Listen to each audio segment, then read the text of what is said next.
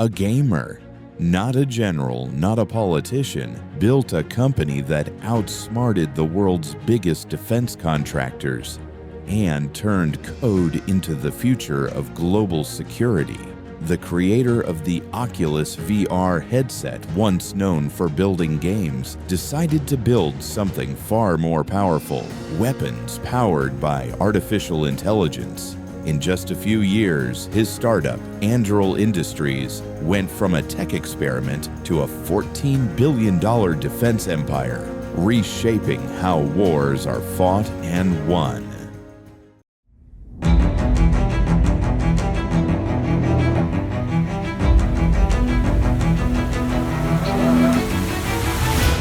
How? Stories that built empires. The story begins in 2017 when Palmer Luckey, the young genius who founded Oculus VR, had just been ousted from Facebook.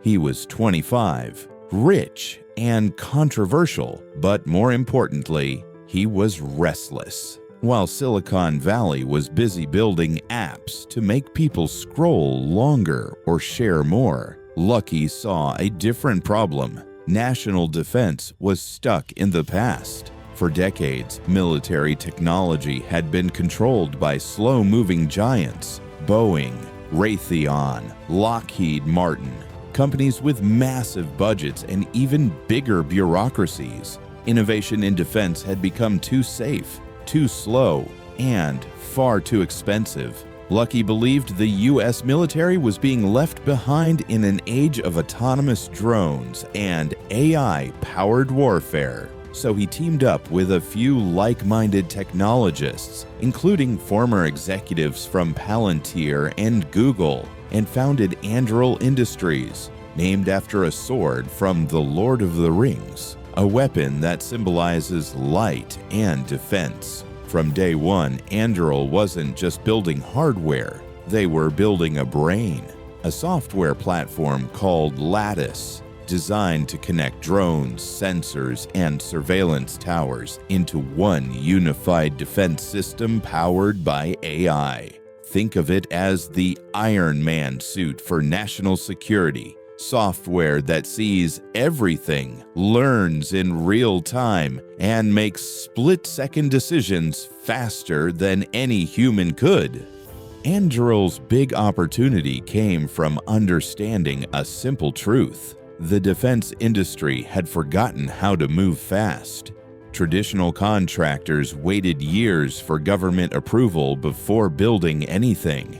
Anduril flipped that model completely. They built first, then showed the results. Their first major project wasn't on a battlefield, but along the US-Mexico border. Anduril deployed towers equipped with sensors, cameras, and AI that could autonomously detect and track people and vehicles over long distances. Instead of needing hundreds of human operators watching screens, Lattice analyzed data instantly and alerted agents only when it truly mattered. That early success caught the attention of the Department of Defense, Homeland Security, and Special Operations Command. They saw that Anduril's tech wasn't just futuristic, it worked. It was faster, cheaper, and more adaptable than anything built by the old defense giants. Anduril's mindset was pure Silicon Valley. Move fast, test fast, break the old system. While big contractors were still writing proposals, Anduril engineers were already testing prototypes in the desert. They used agile development, open architecture, and rapid iteration, bringing the pace of app development to the battlefield. Their drones could swarm, their towers could think, and their AI could learn.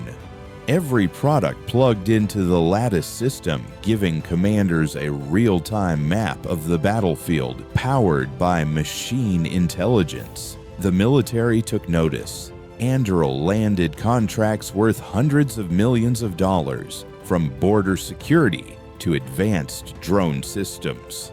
In just 3 years, the company had gone from a risky startup to one of the most trusted names in next-generation defense technology. By 2023, Anduril Industries was valued at over $14 billion. It had expanded into the UK and Australia and was developing autonomous submarines, AI-powered surveillance systems, and cutting-edge defense platforms. But the company's true wealth isn't just in dollars, it's in influence. Anduril changed how governments think about defense innovation. They proved that you don't need to be a legacy contractor with 50,000 employees to win billion-dollar defense deals. You just need to build better, faster, and smarter. Luckey's vision was simple: combine Silicon Valley's speed with military precision. And it worked. Anduril now develops systems that can detect missiles, secure borders, and even coordinate autonomous aircraft, all guided by AI, but with humans still in control. Their success revealed a larger truth about the future of warfare. It's no longer about manpower, it's about machine power. The side that controls smarter systems wins. That belief drives everything Anduril does, even as critics warn of the risks of automation in warfare. Luckey calls it deterrence through technology, creating systems so advanced that enemies think twice before acting. Some call him reckless, others call him a visionary. But no one can deny that a gamer, a man who once built worlds inside virtual reality, now helps design the systems that protect the real one.